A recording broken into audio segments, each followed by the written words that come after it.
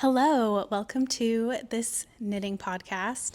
I guess this is my first one. 2 weeks ago, I did a Whip Wednesday where I went through all my whips and decided if I needed to finish them before I cast on my next project or if they could linger a little longer. So I guess that wasn't really a full knitting, traditional knitting podcast format. So that's what this will be today.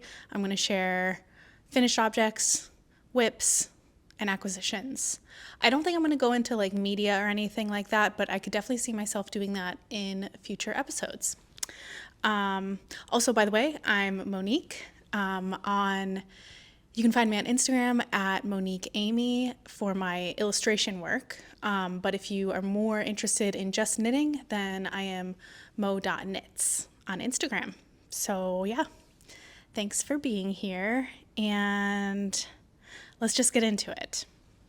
And I might be looking down because I've got like my Ravelry notes and a pile of stuff to show you over here. So first off, you should be very proud of me. I did in fact finish the 3 whips I said I had to finish before I could cast on my next whip. So they are, the first one is the Poet Scarf.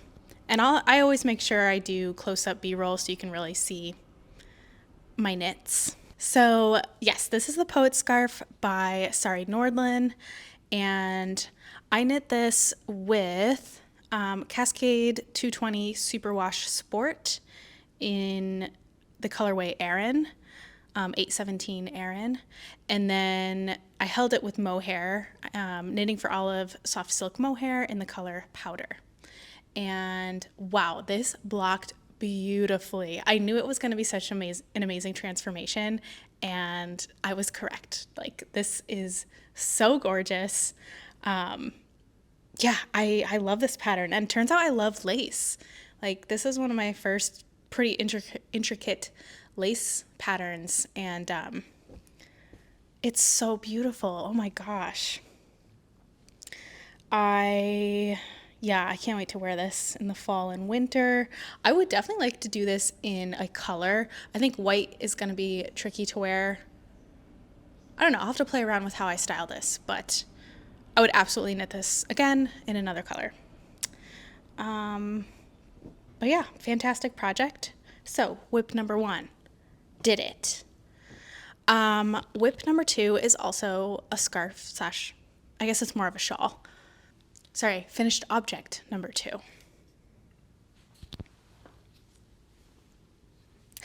Look at this. How stunning is this?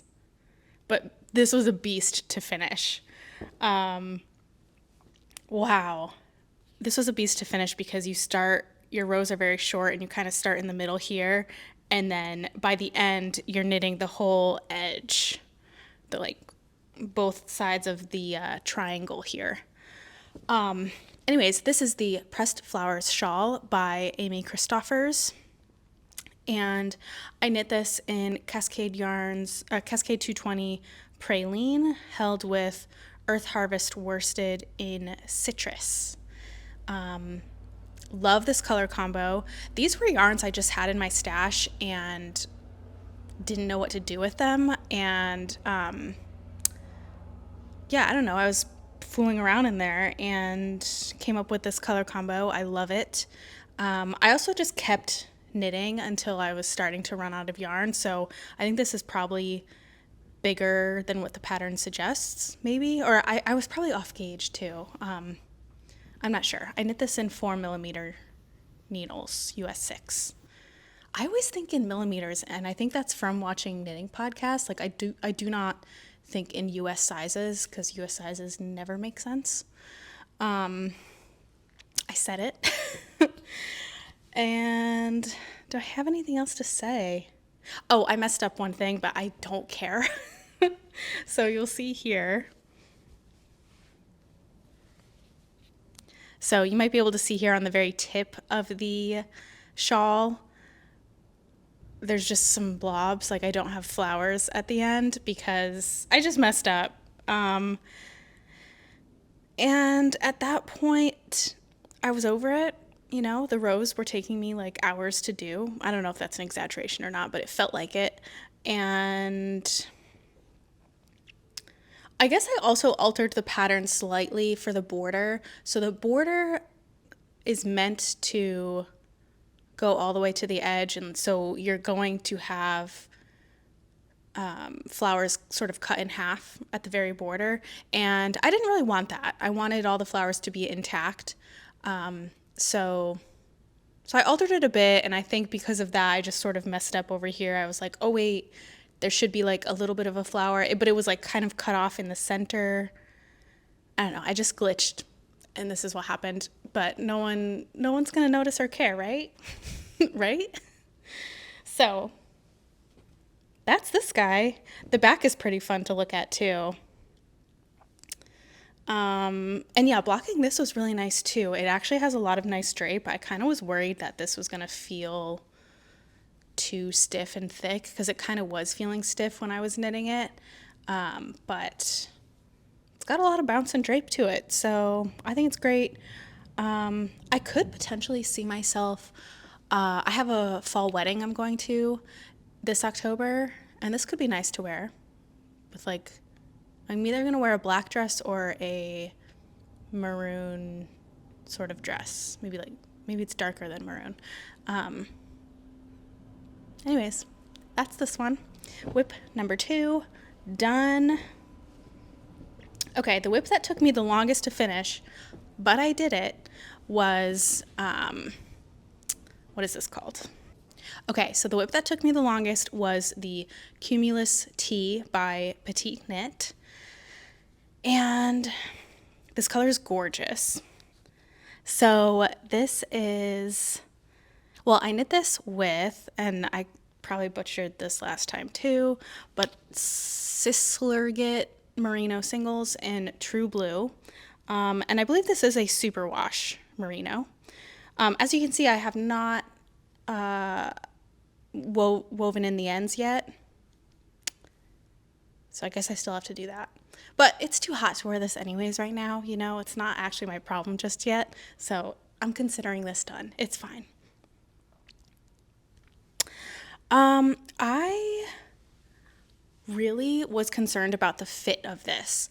I'm not sure if I was on gauge or not for this either, honestly. I was being bad when I cast this on, and I don't think I did a proper gauge swatch. I don't think I did a proper gauge swatch. So this is probably slightly off gauge. I knit this in 3mm needles, which is US 2.5. And I had, I believe, just under 3 skeins of this, because I used a little bit of this color for a sweater I did last winter. Just like a little bit of color work in it. So I didn't use that much of it, but I was starting to get worried that I wasn't going to have enough yarn to like have this be a reasonable length. But this actually came out kind of long on me. I have a short torso. So yeah, I had knit, I'd connected the arms, and then I did the I-cord edge, I finished the short sleeves and did I-cord edges, just so that was all finished and done, and then I just knit for as long as I could. And yeah, I did a modification for the bind off on the bottom, because I was reading a lot of reviews, and it seemed like the I-cord edge at the bottom could be tight, and I feel like my I-cord edges are also pretty tight, and I didn't even do any of the decreases that were part of the pattern. I guess that's technically a modification I did too. I did not decrease because my I-cord edges are tight as is. So the bind off modification I did was the non-rolling bind off, I think is what it's called. I thought it was Icelandic, but it's not. It's different. I will link below the video I watched to do this, because I don't know if that's the right name or not. But either way, it was a great bind off, because it was pretty easy and fast and stretchy. It does still roll, unfortunately, but I think that's to be expected for such a small gauge knit. I don't know if you're gonna have any bind off that's gonna truly not roll. I don't know. That's my logic. And so yeah, that was the right bind off for me. And because I knit extra, actually, it's fine that it rolls a bit because I didn't need the extra length I thought I needed. Yeah, I really thought that this was going to be too small for me, but it actually fits pretty nice. It's definitely more fitted than I normally go for, but you know, nice to have some variety in the wardrobe. And I do think I'll wear this once it cools off a bit, which I'm kind of looking forward to. Okay, so 3 whips, or 3, they were whips. 3 finished objects in 2 weeks. That's pretty good, I think. That is fast. And they were all lingering for a long time. So what a relief to get those done. Makes me sound ungrateful. I'm very grateful for these knits and I'm excited to wear them, but I'm also excited that they're off my needles. Okay, let's move on to my current whips. Oh yeah, I was a little bit bad. So in my Whip Wednesday video 2 weeks ago, the whole thing was like, okay, I can't cast anything on until I finish at least these 3 whips. Or I can't cast on specifically the Marielle blouse because I had swatched for it. I had the yarn. I was ready to go. So that was my rule to myself. However, my brain found a loophole, which is that I said the Marielle blouse. I didn't say any other whips. So I cast something else on. Only one thing though, so that's not that bad. Also, how cute is my little project bag? I made this. This is I modified this to be smaller, but this is essentially the, what is it called? It's by Cool Stitches project bag. I'll make sure that's linked as well. Look familiar? We have some more pressed flowers. This is the pressed flowers kerchief. And this is a free pattern, also by Amy Christoffers. This is a little bit different than the pressed flowers shawl because the flowers are only along the edge. And this is meant to be much smaller, meant to be like, you know, a bandana situation.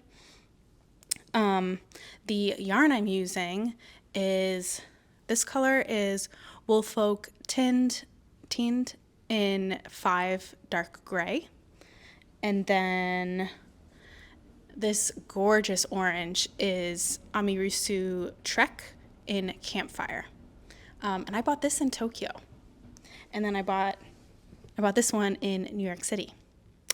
So that's pretty cool. But again, this was yarn I had been kind of treasuring, but didn't know what to do with it. And I came up with this color combo and I really love it. It's giving a little bit of spooky vibes, which is kind of what I'm craving right now. And I would like to finish this by mid to early October. Number 1, to wear it for spooky season, of course. But I'm going on a trip to Acadia, and I think this could be really nice to wear, to wear. I suppose it could also be nice to knit it while I'm there, but I'm sure I'll have something else on my needles by then anyways. So yeah, this is also mosaic knitting. The back is pretty wild. Yeah, really love these colors. This is definitely more of a fingering gauge compared to my shawl was worsted, which I think I was off gauge. Well, I don't know if I'm on gauge or not. But this already feels drapey and nice, and I bet when I block it, it'll feel even nicer, whereas the worsted version kind of felt thick when I was knitting it. This feels good. I hope that makes sense. So, I haven't done a lot of work on it recently, but it's just like a nice small project to have. I brought this to the beach and knit at the beach. This is a perfect project for that. So, this is not a priority knit, although I guess if I want it for October, it should be, but it's kind of just nice to have a project at this size. Okay, my second whip is very exciting, I think. So I brought the actual yarn balls so I can show you that as well. So this crazy thing is the Olga jacket by PetiteKnit. And I've made a lot of progress on it very fast. Stripes are addictive, and I've been very eager to use this yarn because it's beautiful. I'm definitely going to show some close-up B-roll, especially of this like maroony purple, because it has cooler tones in it that are just like to die for, I think. The cooler tones with the dark warm like maroon color is just, oh, it's so good. So I guess I'll talk about the yarn. So I got this at the New Hampshire Sheep and Wool Festival last year, and this is picked wool based in Wilton, New Hampshire. It says a fleece to yarn mill. Seems like a really cool company, local for me. And this is their hand-dyed Romney wool. It's a 3-ply sport, 210 yards. Yeah, so I have 3 skeins of this. Gorgeous color. Although I will say, I don't know if I'm going to need all 3 because I still have a decent amount left and I've knit all of this. So we'll see. Okay, anyways, that's that color. And then the other color is, this is Heirloom Merino Fleck 8-ply. And this is 100% wool made in Australia. And I already knit a project with this yarn and I loved it so much that I ordered more. So I knit the Dagmar jacket. It's a jacket, right? Dagmar cardigan jacket. I think it's a jacket. I knit that fully in this. And at the end I thought I was playing yarn chicken, so I like panic ordered more, but I could only find it by ordering directly from Australia. So that's what I did. I found a seller on Etsy.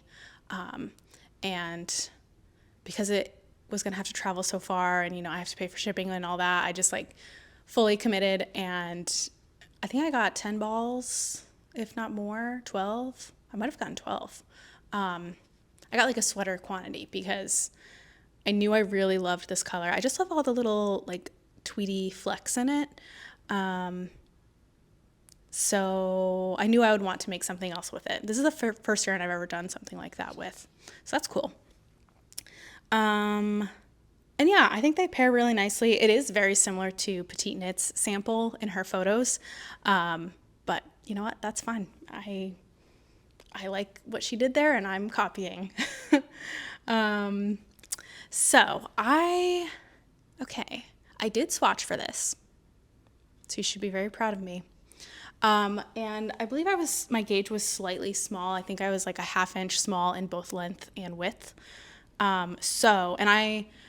In PetiteKnit sizes, I think I'm like between a medium and large roughly. So I'm knitting an XL size, but I think it will get me more like a size large because I do still want this to be oversized. I don't want this super fitted. So anyways, that's what I did. What else to say? Yeah, I'm flying through this project. I think it's so beautiful. I'm very eager I'm so close. I'll probably do this tonight, but I'm really close to joining the underarms. And yeah, I just can't wait to do that, to like kind of try it on, but also I think it might be more manageable once it's all connected, although it'll probably take me a lot longer to do each row, so it'll probably slow me down once that happens, but that's fine. I need to slow down probably. And then yeah, this is also another Cool Stitches project bag design. I sewed this, but that's the pattern maker. I love these project bags. This is the actual size. The other one was like a mini version I did. Oh yeah, and I do have a video where I make a bag very similar to this if you're interested, if you have not seen that already. Yeah, I guess we're flying through this. I don't know if I have anything else to say about this project. So, acquisitions.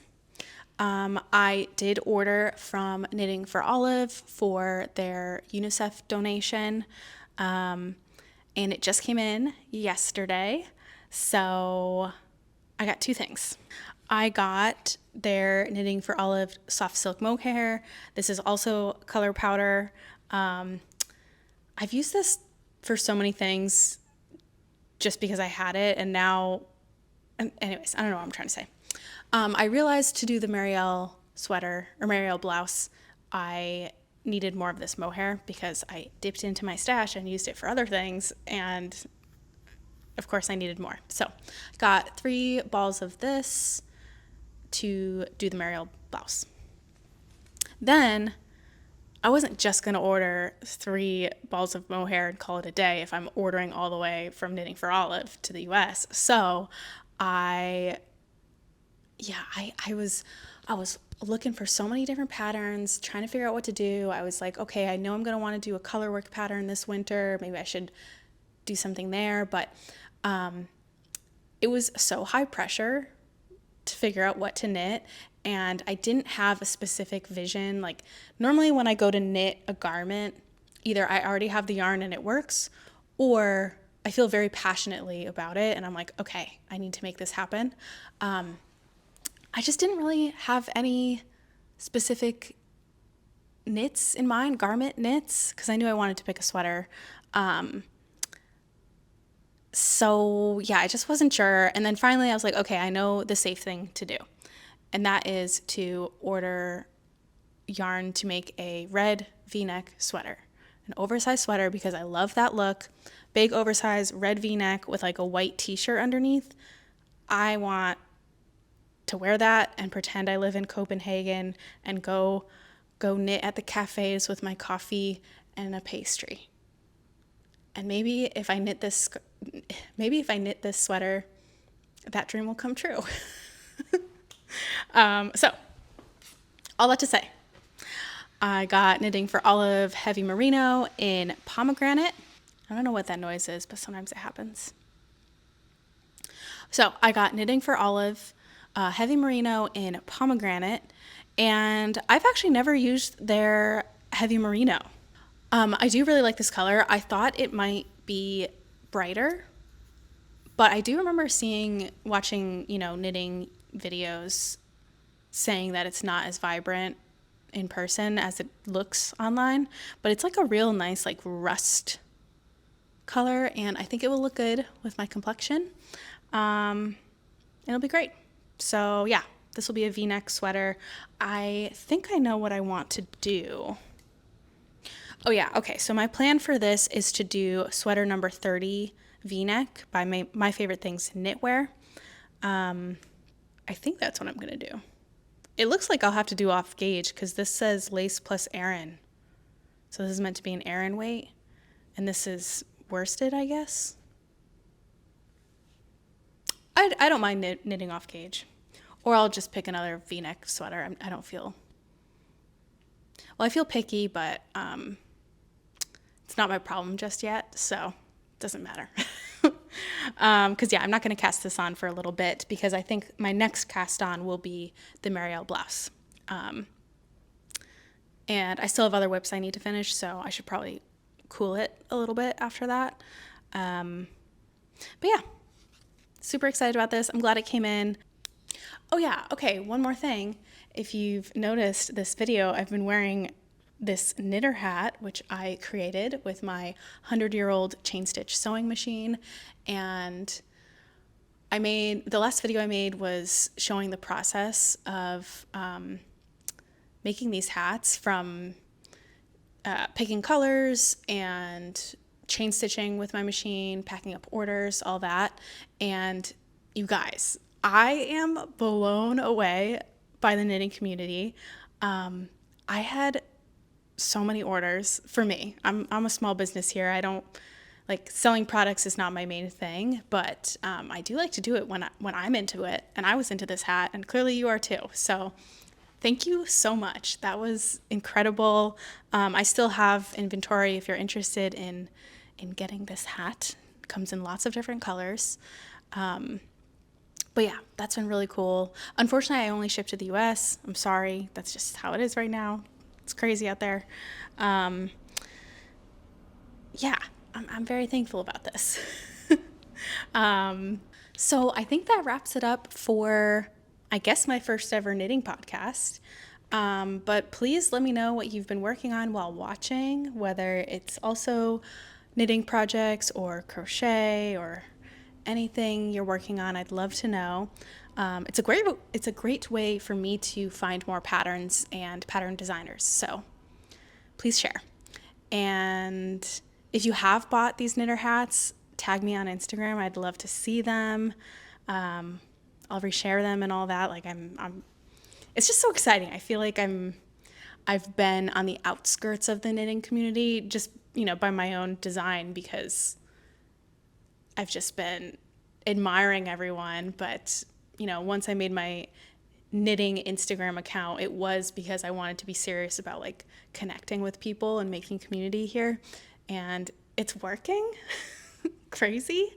So yeah, I'm really thankful for that.